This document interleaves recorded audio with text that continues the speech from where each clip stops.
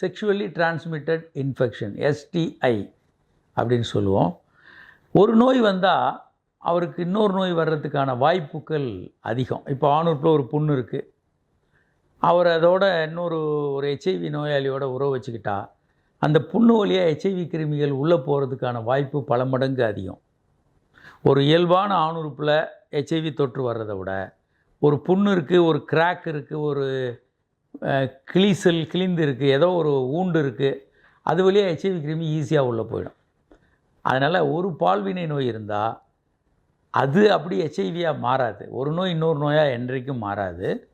ஆனால் அந்த நோய் உள்ளவர்கள் நோயை குணப்படுத்திக்காமல் HIV தொற்று உள்ள வேற ஒரு நபரோட உறவு வைத்து கொள்ளும்போது HIV தொற்று பரவுவதற்கான வாய்ப்பு பல மடங்கு அதிகம். அதனால் HIV தொற்று வருவதற்கு இவங்க ரொம்ப வாய்ப்புகள் அதிகப்படுத்துகிறாங்க. அதனால் குணப்படுத்திக்கணும். ஒரு பால்வினை நோய்கள் இருந்தால் அதை குணப்படுத்தணும். பாதுகாப்பு முறைகளை இவங்க எல்லாரும் கண்டிப்பாக கடைபிடிக்கணும்.